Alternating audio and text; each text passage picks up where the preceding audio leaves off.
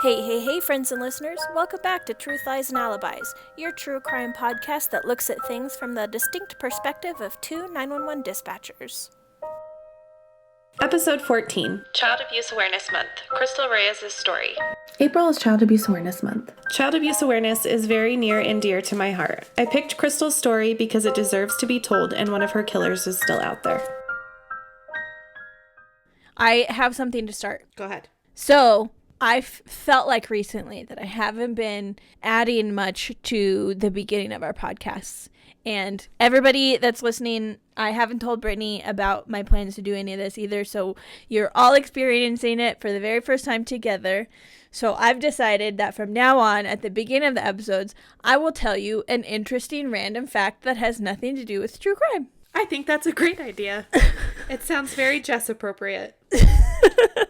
So the very first random interesting fact is baby carrots were invented in 1986. Why do you know this? It's a random interesting fact.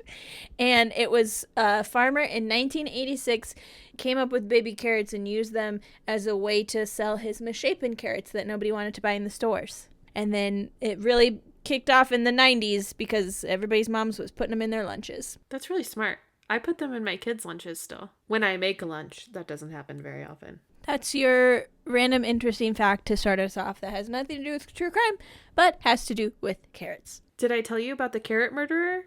There's totally... No. I'm just kidding. I like that idea. I think it's great. All right. That's probably the lightest thing about this episode will be your interesting facts about baby carrots. So, alrighty, here we go. This one's a rough one. So, I don't know if you know, but April is Child Abuse Awareness Month or Child Abuse Prevention Month, depending on what you look at and stuff. And Jess, you know that child abuse advocacy work is like super near and dear to my heart. And I'm part of like the child abuse committee at the hospital now. And the whole reason that I became a nurse was because of my passion for advocacy work. One, because I'm a peds PICU nurse and a mom of 4, but also because I am the mother of a child abuse survivor, well, survivors, and a survivor myself. So I felt like we should at least do one story because these stories are really fucking hard. Yeah. This month on child abuse to kind of spread awareness and kind of give a voice to a victim who really didn't have one. Anyway, I know this is a super hard topic, so like if you can't listen, I don't blame you. Understandable. Yeah. Yep. Okay, so I always say like in dispatch that no calls really bother me anymore, but I'm not gonna lie, sometimes kids calls like where there's a kid involved gets to me, you know? Yeah. So I struggled with whether or not I should share this story, but after reading more about it, I feel like Crystal, that's her name, Crystal's story needs to be shared, not only because I feel like so many people failed her, but also because from everything I have read and seen, one of her killers is still outstanding. So, in December of 1998, partial skeletal remains of a young juvenile female were found buried in a remote desert area near Mobile, Arizona. I think that's how you say it. Mobile? According to Wikipedia, it's Sonoran Valley, also referred to as Mobile, is a community in the southern planning area of Goodyear, Maricopa County, Arizona. It is situated about 35 miles southwest of Phoenix and has a population of less than 100. So, through DNA supplied by Crystal's father 16 years after her murder, the body was determined to be 3-year-old Crystal Reyes. The evidence showed she had died sometime in April of 1997. Who is Crystal Reyes? Who's her dad? Who's her mother? And more than that, who is her killer? And these are all the questions I'm going to answer. In 1991, 23-year-old detention officer Darren Stockwell was working at the Maricopa County Durango jail. He would oversee the hour of outdoor recreation that the inmates were allowed each day. One of these inmates was 25-year-old Anna Reyes. She was serving a 3-year sentence for trafficking marijuana. Stockwell was attracted to Reyes, and I think she sensed that because she took a liking to him too. For safety reasons, Reyes was separated from others so the two would spend time playing games of horse on the basketball court, and the two would talk and flirt freely. Anna even passed poetry to Stockwell, and on March 26th of 1992, 4 days before her birthday, Anna was granted parole. Shortly after her release, she called Stockwell at the jail. She wanted to meet up with him. However, the jail prohibited Stockwell from interacting with former inmates for at least a year after their release. Which I'm like, why would you want to hang out with them anyway?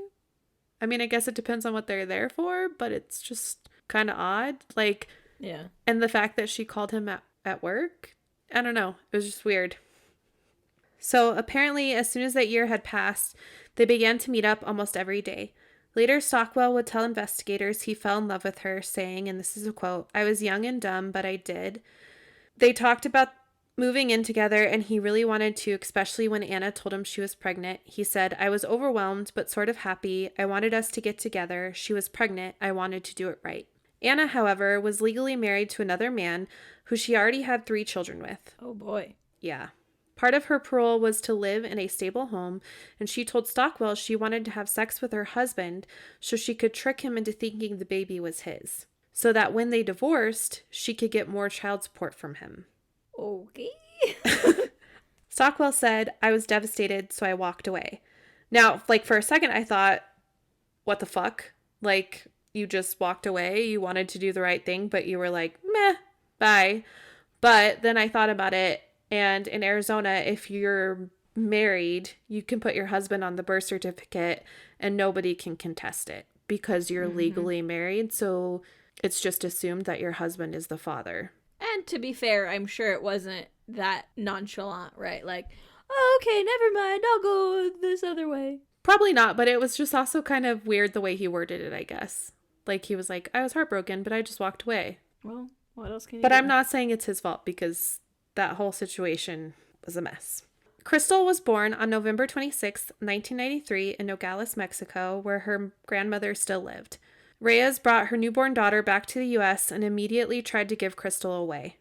Anna's longtime friends... What happened to the plan to get child support? I guess it fell through. Maybe her husband didn't have sex with her. Already? I mean, I didn't see anything that said that, but they weren't together at this time. Anna's longtime friends, Sergio Cazares, I don't know if that's how you say it or not, and his girlfriend, Maida Diaz, were interested in taking Crystal. Maida thought she was joking when she asked if she wanted her, but responded, "Of course, she's beautiful." The two had children already, but agreed to adopt Crystal. All they wanted was for Anna to legally sign her over. Okay. They kept Crystal for about a week, but Anna wouldn't sign the adoption papers, so Crystal went back to living with Anna. What is the thought process happening here? She doesn't want her daughter, but she doesn't want to give her away. I think she's a piece of shit human, just from what we've Was read she so far, and then what we're going Yeah. to learn. None of this story makes sense. It's just insane. Anna took Crystal back to Mexico, where she lived with her grandmother, and Anna returned to Arizona, where she was arrested again for violating her parole. Yeah, you probably shouldn't go to Mexico when you're on parole. Like I said, shit human. Let me tell you why. Anna wanted out quickly, so she called her friend Sergio, the one who she had tried to give Crystal to which I'm like, why the fuck were you even talking to her after she, like, pulled that shit on you? Who happened to be a confidential informant for a narcotics detective at the MCSO Special Investigations Division, Detective Avelino Tamala. Tamala had begun his career with MCSO in 1985 when he was 22 and worked his way from transportation officer to detective. He was considered hardworking and productive, and from what I read, everybody really liked him. His sergeant, Richard Roski, said, "He was the guy doing it all. He was one of my best detectives at the time." Sergio told Tamala about Anna, who was in jail at the time but wanted to exchange info for a reduction in her sentence. Tamala met with her in 1993, and she told him about her family, the Somozas, who were supposedly heavily involved in the Mexican drug trade. Side note, according to Crystal's bio dad, Darren, however, he had seen Tamala visit Anna as early as 1991, so this could be a lie. Like, they could have already known each other, and he helped her get out. I see. Anna supplied information that led to arrests and drug seizures, and this helped persuade Tamala's supervisors that Anna may be of more service if she was out of custody. Part of her release agreement was that Anna would work as an informant for MCSO and other local, state, and federal agencies. And there was one issue that the captain, Steve Werner, the Special Investigations Division captain, saw at the time, and this is a quote. Warner said that Reyes had a reputation of becoming sexually involved with officers and that she was considered by many to be very attractive. To avoid problems of this nature, Warner ordered that 2 officers be assigned to Reyes at all times. I was like, it's kind of weird that that's in like documentation, but also if she's known to have sexual relations with officers, like, why are you putting her with 2 officers? like, Yeah, I find that also weird. That it's like she's known to have relationships with officers. So we're going to make sure she's got 2 with her at all times. well, also I'm thinking like, I know this sounds bad, but what's 2 officers going to stop? What if both of them are attracted to her? That's my point. Okay. That's exactly what I'm saying. Yeah. I was like, okay, why didn't you have, I don't know, a girl officer and a guy officer, or don't let her out? Really, Yeah. I wish you had kept her in there. Anyway, another detective was assigned to work with Tamala and Anna, and that detective was Gary Eggert. Eggert quickly realized that Anna's tips weren't leading to what they had expected. In October of 1984, Anna tipped off detectives about a sale of 200 pounds of marijuana, and when they did the undercover seizure and arrest, they found only 60 pounds. So 140 pounds were missing. Anna would eventually confess to Tamala that she'd taken the rest and sold it herself. Oh my God. This would have been worth tens of thousands of dollars at the time. Eggert thought of the false tips as warning signs and started to see Tamala and Anna getting closer and spending more time together. So he was like, I don't like this. Yeah. Eggert said, and this is a quote, I just kind of felt uncomfortable about the situation, and if something bad happened, I didn't want to be part of it. You have a sixth sense. That. Yeah. You have a sixth sense that, hey, stay clear of something, and this could be something bad. He then asked to be reassigned and told the lieutenant about the inappropriate relationship. The lieutenant asked Tamala about Reyes, but he denied the relationship, and it became sort of an office joke. That's a quote. Until 1995, when the sheriff's office opened an IA which found that Tamala was fraternizing with Anna. He admitted that since 1994, just months after Anna became an informant, he had actually, are you ready for this? He had actually been living with her on and off. Yeah. Not just like kind of flirty like Darren and her. So he had to have known that she had all that marijuana that she sold. Ding, ding, ding, ding, ding, ding. Red flag, red flag, red flag. Everywhere there's a red flag. So I think Eggert made the good decision when he was like, yeah, yo, this isn't for me. Peace out. He was then given a direct order to end the relationship, but he refused. So he turned in his badge and his gun and resigned. Wow. Yeah. For someone who's a known fraternizer, since we're going with that term, with officers, that she's like done this repeatedly and she's still obviously breaking the law and against it, everything, that be why you decide to leave your career. Oh my God. Smart. I'm so shocked this young, attractive woman who likes to sleep with officers slept with another officer. Weird. You're not special, my dude. You're not special. Weird. He's like, oh, but I love her. Take my gun. Take my badge. Manipulating you. Yeah. Idiot. She just doesn't want to go back to jail. He's also like a piece of shit human though, so just saying. You'll see why. Lieutenant Warner wrote a letter to the Arizona Peace Officers Standards and Training Board about never hiring Tamala as a law enforcement officer again, stating, the tragedy of this affair lies in the fact of his blatant, uncaring attitude and lack of remorse which displayed to Sergeant Roski and myself at the time when I accepted his resignation. Rosanna Galindo, an office secretary, told the IA investigators, I just think it's kind of sad what happened to him because he's a real nice guy and I don't know, what's going to happen to him. I guess love can make you do anything. Doesn't that make you want to barf? You couldn't see, but I rolled my eyes. Another moment when I wish you could see Jess's facial expressions. Tamala walked away from his career and ended up selling and smuggling marijuana with Reyes. Because, it was more lucrative and he could have love. Well, he did it for love. It's for love. What's up? But Daddy, I love him. I love him. You're 16 and you've never met him before. You've seen him on a boat. Shut up. You're a hoarder. You're a hoarder. He would keep track of their sales in a ledger he kept in a storage locker, and with the income from their marijuana business, the two could afford to rent a 5-bedroom house in a gated community with a pool. The house was big enough for Anna's 3 children, Juliana, Thalia, and Luis, who were living with her at the time. They also hired a live-in housekeeper to clean up and take care of the children while they were busy smuggling marijuana and going on trips. So there's no word of what happened to the original husband? Maybe he's dead too. I don't know. I couldn't find anything. Or maybe, Wow. just like the detective, he was like, he was like, I gotta get out. I gotta get out. I gotta go. I don't want to be part of this. Peace. No, thank you. The housekeeper was 21-year-old Maria Gutierrez Diaz. She had recently moved from Mexico to Arizona. She was under the impression that Tamala was still an undercover detective. So was Anna's niece, who also moved in with them in September of 1996 when she was just a sophomore in high school. So they're like, oh no, he's an undercover officer. That's why we're gone all the time. And I'm like, That's why there's drugs all over the place. And money. I guess not drugs, but that's why there's marijuana all over the place. and also like, I'm sorry, what kind of undercover detective can afford a 5-bedroom house in a gated community? A sophomore in high school is not going to know the difference, though. She's not going to know. I know. I'm just like, And at this time, Crystal is still with Grandma in Mexico? Yep, until November of 1996, when Crystal turned 3 and her grandmother brought her to live in the U.S. with Anna and Tamala. When she arrived, she seemed very happy and smiled often, according to the housekeeper. She said she was a beautiful little girl who resembled her bio father in some ways, like she had his green eyes, curls. But all was not well within the household. Crystal would have to eat alone after everyone had finished, and she didn't have a bed to sleep on.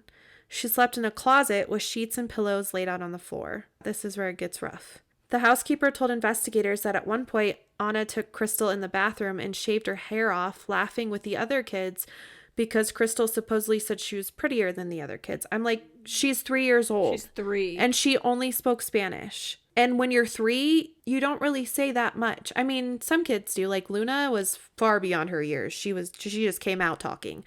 But, and also she doesn't know I'm prettier. Do you know what I mean? Like, Yeah. that's not a thought a 3-year-old It's not a concept has. to her yet. Yeah. Yeah. So Diaz said, maybe they thought it was a joke or a game, but it seemed weird to me that someone would do that to a little girl. That's the housekeeper.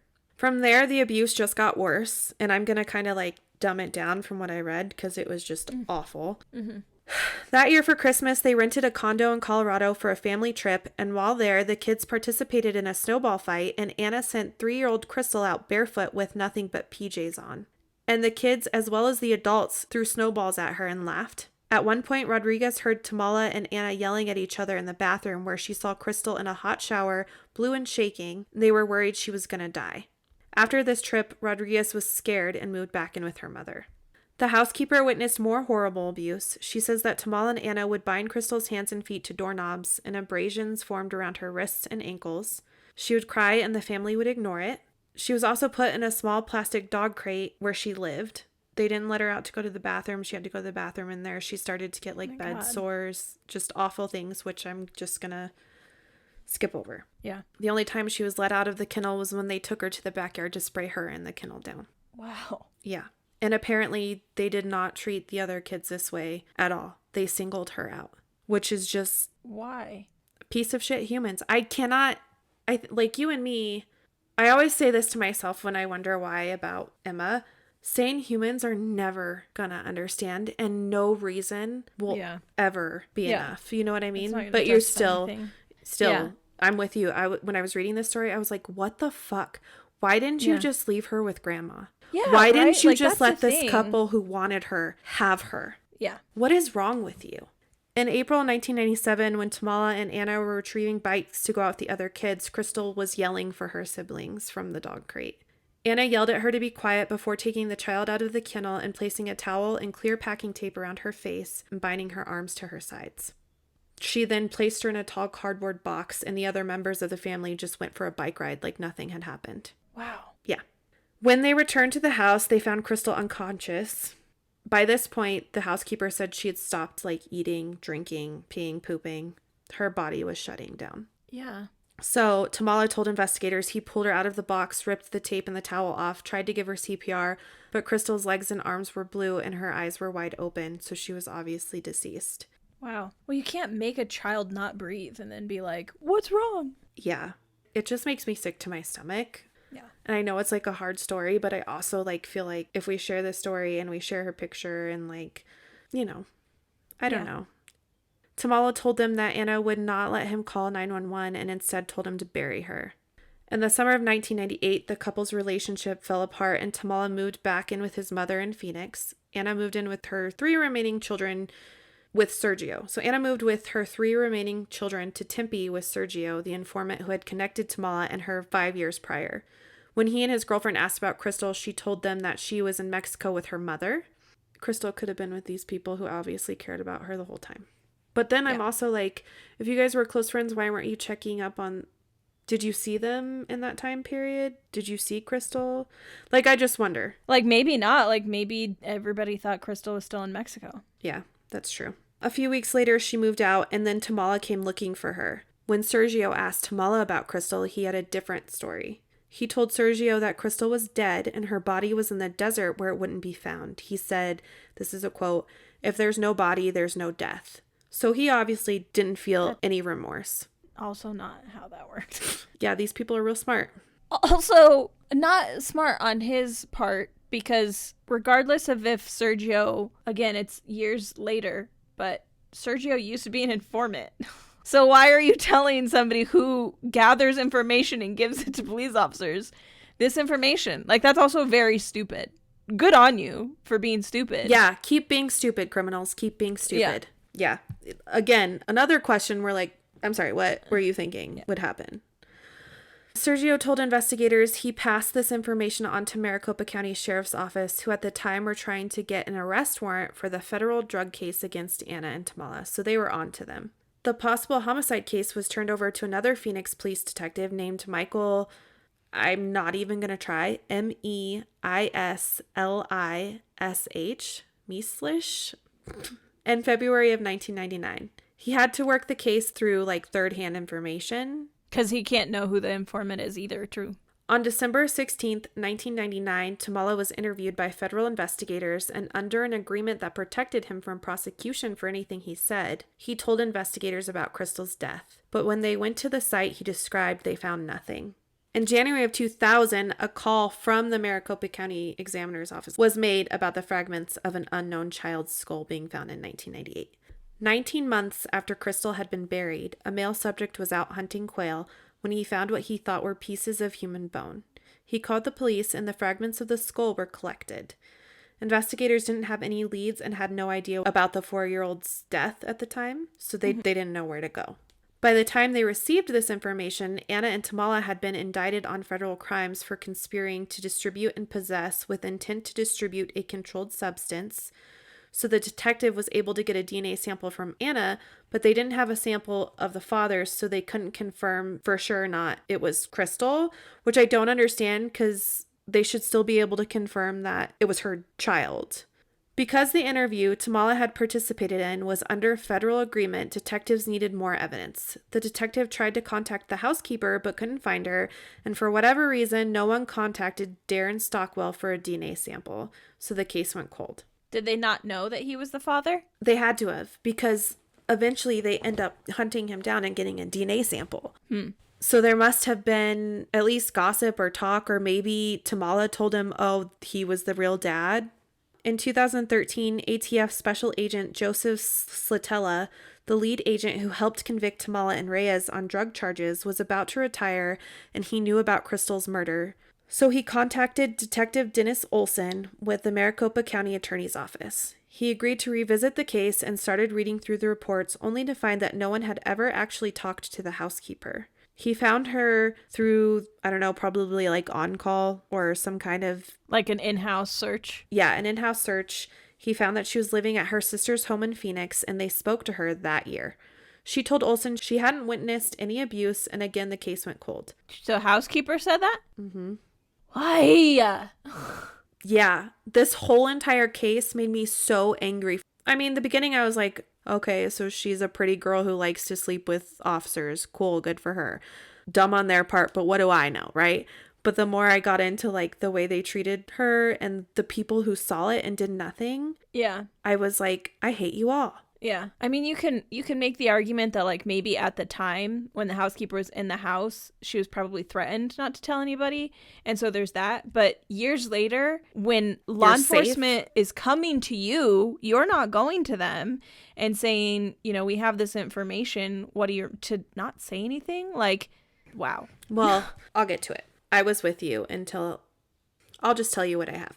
You can make your own judgments. Because I was like, well, I kind of get it. I kind of don't get it. I still don't understand. Like, yeah. A year later, she called the detectives and said it was time for the truth to be told. Thank fucking God. She told detectives about the horrific abuse she had witnessed and how she was afraid of Anna and Tamala, which is why she couldn't speak up. I mean, that makes sense, but This is literally what I have in my can notes. help you. I can somewhat understand this, but at the same time, Crystal was 3 years old.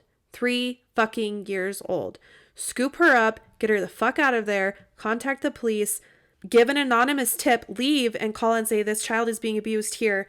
Anything. Anything. Well, she was probably, like, there's that added layer onto it, too, that, like, she thought he was law enforcement still. Yeah, and she says that. It's one of her fears, right? Yeah. But I was like, she's innocent. She couldn't protect herself. Like, what's your excuse for continuing up to her death? What's the excuse for lying the previous year? Right. She tells them that on April 12th, 1997, around the time Crystal had been murdered, the couple had dropped her at a nightclub on her weekend off to meet her then boyfriend and her sister. When they left the nightclub, the window of her boyfriend's vehicle had been shattered.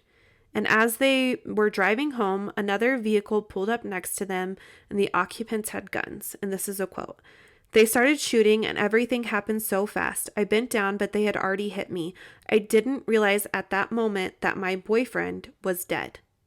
Diaz, who was shot in the neck, spent 2 weeks recovering in the hospital before returning to the home to work for the couple. So, I'm sorry, you didn't blatantly say that they were involved. So they shot at her?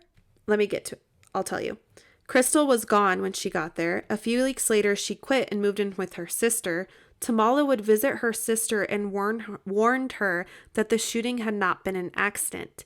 Diaz told investigators she had seen the shooter of her boyfriend's murder with Tamala before the shooting, and she feared Tamala because he was a police officer. So it all kind of makes sense now why she was scared at the time. Does not, however, like you said, make sense when officers are knocking on your door, he's in prison. Right. You are safe. You know that they killed this 3-year-old child and probably your boyfriend. And your boyfriend. And attempted to kill you. For it. Yeah. That's crazy. The story just is awful. It's just horrible. So I take it that the shooting was never solved then. I couldn't find anything on it. Yeah. So, and who knows, like, if he's smuggling drugs and he really is involved with the cartel or whatever, who knows? Oh, yeah. You know? After this statement, Olsen continued to investigate Crystal's murder and searched for the biological father, Darren Stockwell. On August 1st, 2014, Olsen spoke to him and told him about the murder and bone fragments that were most likely Crystal's. Darren was shocked and told investigators he would provide a DNA sample. He said he wasn't even sure in 1993 that Anna was actually pregnant. Because she lies a lot. Because she's a manipulator. Yep. He didn't know he had a daughter. He said, I didn't know what to think. I was overwhelmed. It was pretty earth-shattering news. So I guess that kind of explains why, quote unquote, walking away was easier. Maybe at the time he thought, is this really my baby? Or is she just saying it is? And it's really her husband's baby? Because maybe she's been sleeping with her husband the whole time, which, like, don't get involved. Right. Just don't get involved. Just walk away. Just walk away before it gets to that point. Just don't, you know? He cried when speaking to detectives and asked why he had never been contacted before. When the DNA analysis came back positive, that combined with Tamala's interview and Diaz's statements were enough to indict Tamala and Anna for Crystal's murder. Tamala was on probation after serving 10 years in prison for the federal drug charges. He was arrested and his trial began on October 18th, 2016. The trial lasted for a month and the jury heard from the detectives, the housekeeper, forensic experts, friends, family, and acquaintances of the couple, and Crystal's father. Some witnesses contradict each other, some support the other's stories. However, the truth of how Crystal actually died will never be known. What is known is that there were 17 fragments of bone found, and there was no way to determine whether Tamala's telling of Crystal's death was the absolute truth. The jury didn't take long to deliberate before finding Tamala guilty on November 8th of 2016. Darren Stockwell, Crystal's father, sat behind the district attorneys as the verdict was read. In 2017, ex-detective Avelino Tamala, who was then 53 years old, was sentenced to 20 years in prison. You deserve to be here, Judge Granville told Tamala. You were in a position to stop this, and you did not. You were in a position to save Crystal, and you did not. Tamala did not make a statement. His defense team basically blamed the mother and Tamala's childhood for the actions he took. The judge didn't want to hear it, and neither did Darren Stockwell. He said, this is Darren, her dad. Crystal should have had the hope of having a good life. She did not, he said. Instead, she was mentally and physically tortured. She lost hope, and she died. Maricopa County Attorney's Office Prosecutor Jay Rademacher, Jay echoed that sentiment. He would say Crystal was treated like less than a dog. She lost her childhood the moment she entered that house and basically had no hope. And he said, the very essence of what a child is, he and Anna took away. He had a duty to protect Crystal, and he never did. He threw everything away. Where's Anna during his trial? I will tell you. These are good questions, Jess. Very good questions. You can tell I'm paying attention. Although Tamala was finally charged and sentenced for Crystal's murder, it appears her mother and other murderer, Anna Reyes, is still outstanding. She was deported to Mexico in 2008 after serving only 8 out of the 10-year prison sentence for the federal drug conviction. She had been living in the U.S. illegally. I looked online to find any information about her arrest. I haven't been able to find any articles or any information past 2017. 6 years ago, I even tried to look her up on the inmate database. She's not there. As far as I can tell, her whereabouts are still unknown. She's probably in Mexico. What happened to her 3 children? That's another thing I didn't find. Maybe they went to live with the dad, but by then... Who disappeared also. Yeah, it's... Maybe they went to live with the grandma. Like, it doesn't say anything about it. But by then, because they were older, maybe they were grown. I don't know. Yeah. Maybe they went on their own way. Like... Well, that means they're they were fucked up, undocumented too, right?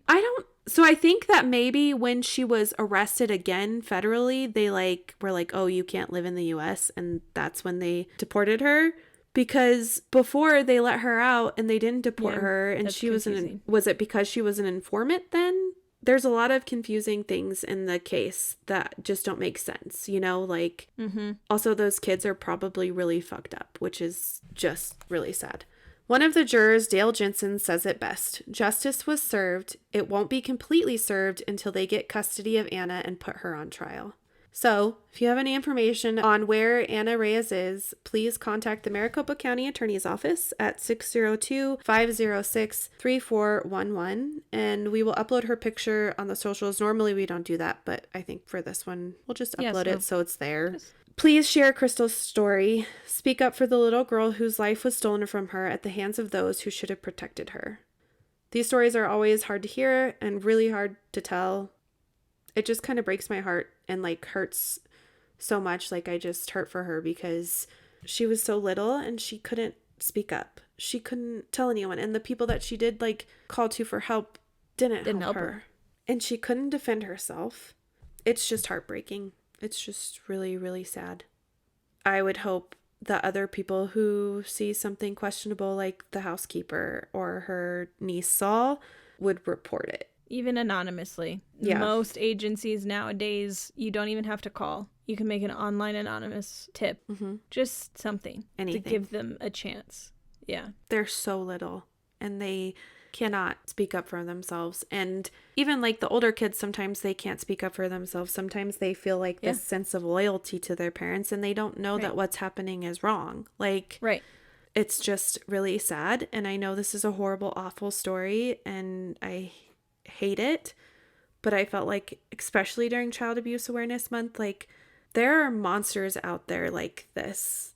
And everybody, I feel has the possibility of speaking up for somebody who can't speak up for themselves at some point. And maybe this story will stick with somebody, and I don't know. It's really sad and awful how, I guess, frequent child abuse actually happens. And I didn't know. I was kind of oblivious. Even knowing the abuse that I had gone through, I still never thought abuse would affect my kids. Yeah. And the abuse that my kids went through, we still are dealing with it today. And things I didn't even know are coming out 8 years later. And obviously I didn't know any of the signs or anything. It's part of why I go and talk about shaken baby syndrome now because I didn't know what it was because I was a young mom and I had no medical training. And they make you sign a paper, but in my head, because you and me were rational people, I was like, who would ever do that? Right. Of course I'll sign this paper. I would never hurt my child. And I know now, like, the signs and symptoms of shaken baby syndrome. I know, though, also from the research I've done, because I've done so much research now because I want to be so educated and because I want to share anywhere I can the signs and symptoms and be an advocate for that. I know, like, even sometimes healthcare workers miss the signs and symptoms. Like, it takes an average of 3 to 4 visits before they're actually diagnosed accurately. So the more I can spread awareness, the more I can tell about signs and symptoms. Like, I go to the pregnancy program and teach them about it and stuff. I teach them about, like, the signs of abuse and where, like, if you see a bruise on a child that can't crawl or walk, like, that's a sign. Like, there's so many different signs that I know now, but I didn't know then, and I wish I had. I really wish I had. And that's why I joined the Child Abuse Committee. That's why I, like, go do all this stuff, because I want the whole world to know what to look for, right? Yeah. And that's why I kind of wanted to share this story, because there were a few people who failed her, I feel like, and they were scared, and I get that, but she was even more scared. Do you know what I mean? Yeah. So, sorry, Jess. I know this is a rough one. Thank you for listening to me preach. Of course. Well, this is such a passionate topic for you, you know? Yeah. But stories like these are important to tell because it is important to shed light on situations like this. And the fact that Crystal's not the only one. Yeah. And her mom is still out there just living her life after she did this. Like, that makes me so angry. Just like Emma's abuser, my ex-husband, only has to serve 11 years in prison, and Emma and our family gets, like, a lifetime sentence. Like, right. It's not fair. And there should be more to protect children. And I know these are hard stories, and I know a lot of people don't want to tell them on their podcast because they're hard stories. But, like, one time a year, if I can share a story like this that makes someone think, even if it's one person who sees something weird, I feel better, you know? Anyway, on that note, do you have any other interesting facts? I'll just throw out, like, I know that it is such a passionate and close topic, so, you know, thank you for having the courage to do the research and to dig through the details and to tell this story, because it's not easy to hear, but it's not easy to tell either. Yeah, it's horrible. I can find another fact if you want me to end. Yeah, on a please. fact. Please end with something that'll make us happy. Okay, hold on, please. Hold, please. Stand by. Hold, please. Stand by. Okay, good. I got another one. People used to say prunes instead of cheese when having their pictures taken. In the 1840s, a big, dare we say it, cheesy grin was seen as childish. London photographers told people to say prunes to keep their mouths taut. And that look predated today's fish face selfie. I'm sitting here saying prunes to myself. Incidentally, the first selfie was invented in 1893 by the same photographer. Prunes. Did she say prunes when she took it? Was she all, how? I am fairly certain the first selfie was a mirror. He took it in front of a mirror. I think actually, I don't have to look that up. I think I already knew that in my brain somewhere. You just had that stored somewhere back there with all the tin codes. all the tin. Dang, Jess, how did you know this? I don't know. Funny? That's what's rattling around up here is useless knowledge. Whereas I have all these murder facts, you have interesting things that make you smile. I like to take a good duck face picture. Do it. Who cares? I'm only gonna be this young today, okay? Once. Yeah. I'm gonna say prunes next time just for you. Prunes. Prunes. It doesn't really, I guess it is a little bit like the duck face, right? Prunes. But you kind of have to exaggerate. Prunes. Prunes. Just hold the oons. Your mouth almost, unless you're doing the ooh, your mouth really doesn't. Yeah, what if you're I know how many people are saying prunes with us. What if you're like Prunes. a cranky teenager and your mom's making you take a picture? You're like, prunes. Prunes. I guess Prunes. prunes. Oh my God, prunes. Prunes, Mom. Stop taking my picture. Prunes. Say cheese. Because at least cheese gives you that smile look, right? Cheese. It like opens your mouth. Cheese. But prune doesn't really have the effect of anything. Prune. So the next time you're taking a sexy selfie for your loved one, make sure you talk about prunes. Prunes. And you can't just say prunes. You have to say prunes. Thank you for listening. Additional information for each case can be found on our website, truthliesandalibis.buzzsprout.com. New episodes will be uploaded every Monday. Find us on Facebook and Instagram at Truth Lies and Alibis.